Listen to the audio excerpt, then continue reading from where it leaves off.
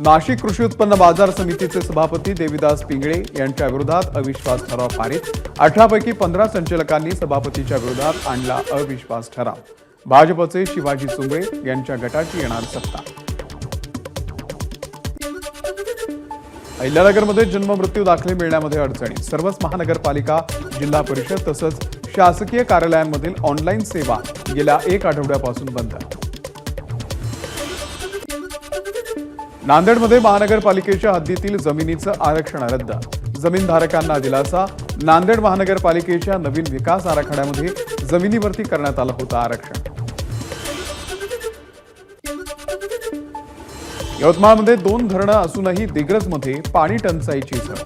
पाणी टंचाईचा प्रश्न निकाली लावण्यासाठी नागरिकांचा पालिकेवरती हुंडा मोर्चा।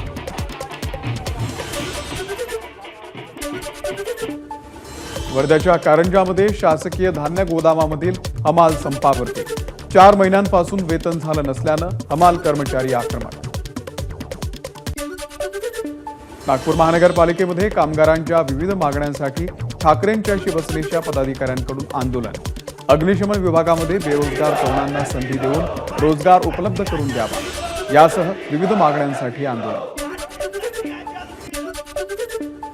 रायगडमध्ये अर्थसंकल्पामध्ये शिक्षणाविषयी कोणतीही तरतूद न केल्यानं रस्त्यावरती शाळा भरून शिक्षण हक्कासाठी आंदोलन। आचार्य विनोबा भावे यांच्या जन्मगावात शिक्षण हक्कासाठी सत्याग्रह। सत्यशोधक सर्वोदय संघटनेचे अध्यक्ष संदीप पाटील यांचा शिक्षण हक्कासाठी लढा। भंडाऱ्यात शेतकऱ्यांच्या विदर्भ पाटबंधारे विभागामध्ये दिवसभर ठिय्या। उन्हाळी भात पीक वाचवण्यासाठी पाणी सोडण्याची शेतकऱ्यांची मागणी। वर्ध्यामध्ये ओबीसी वसतिगृहाला अनुदान नसल्यानं विद्यार्थ्यांना गेल्या 6 महिन्यांपासून निर्वाह भोजन भत्ता नाही। विद्यार्थ्यांनी समाज कल्याण कार्यालयामध्ये मांडला ठिय्या। कोकणामध्ये शिमगोत्सवाची लगबग सुरू। शिमगोत्सवाच्या निमित्तानं चाकरमान्यांची कोकणामध्ये गर्दी।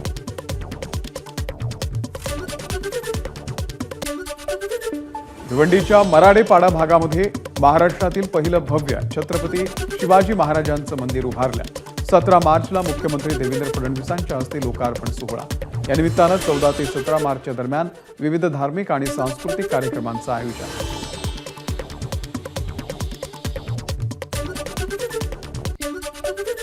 पंढरपूरच्या विठुरायाच्या मूर्तीची झीज। शासनाच्या परवानगीनंतर विठ्ठलाच्या मूर्तीवरती लवकरच इपॉक्सी लेप लावण्यात येणार।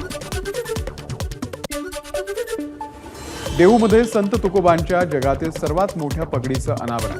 पगडीचा घेराव 22 फुटांचा तर उंची 4 फूट 450 मीटर सुती कापडापासून ही पगडी साकारली।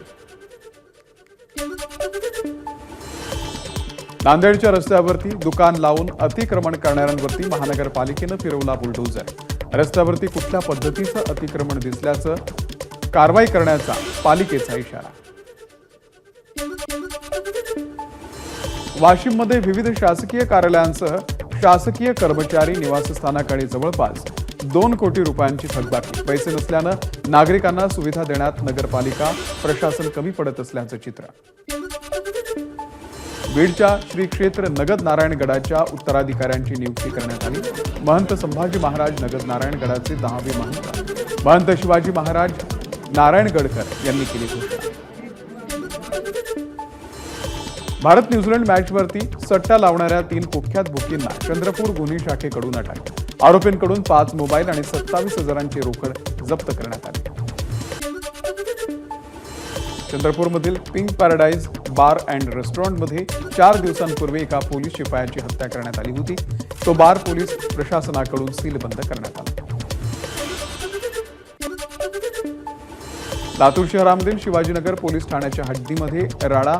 बारमध्ये झालेल्या राड्यानंतर तरुणांना बेदम मारहाण। मारहाणीचा व्हिडिओ व्हायरल तर 3 तासात आरोपींना जेरबंद करत काढली धिंड। अल्पवयीन मुलीला फूस लावून पळून नेऊन तिच्यावरती लैंगिक अत्याचार करणाऱ्या तरुणाला मालेगाव पोलिसांनी केली अटक। वाशिमच्या मालेगाव तालुक्यातली घटना। हर्षद गवई असं आरोपीचं नाव। नाशिक पोलिसांनी मस्के गँगच्या म्होरक्याला ठोकल्या बेड्या। नाशिक गुन्हे शाखेची मोठी कामगिरी। दरोडा, चोरी यासारखे गुन्हे मस्तीवरती दाखल. नागपूरमध्ये ऑनलाईन गुंतवणुकीच्या नावाखाली न्यायाधीशांची फसवणूक. फाल्कन इनव्हाइस डिस्काउंट या कंपनीनं 13,50,000 रुपयांची फसवणूक केल्याचं समोर. कंपनीसह मॅनेजरच्या विरोधात गुन्हा दाखल. यवतमाळच्या दिग्रस पोलीस ठाण्यातील पोलीस उपनिरीक्षक आणि हवालदाराला अटक. अदखलपात्र असलेल्या गुन्ह्यामध्ये मदत आणि कारवाई न करण्यासाठी 5,000ची लाच घेताना रंगेहात आला. बुलडाणामध्ये राज्य उत्पादन शुल्क विभागाच्या हप्तेखोरीमुळे शासनाच्या महसुलामध्ये घट. राज्य उत्पादन शुल्क विभागाच्या आशीर्वादानं अवैध दारू विक्रीमध्ये मोठी वाढ. अधिकृत दारू विक्रेत्यांनी दिलं जिल्हाधिकाऱ्यांना निवेदन. यवतमाळमध्ये महिलेकडून देशी कट्ट्यासह जिवंत काडतुसं जप्त. महिलेची झाडाझडती करताना आढळला देशी कट्टा. एबीपी माझा, उघडा डोळे बघा नीट.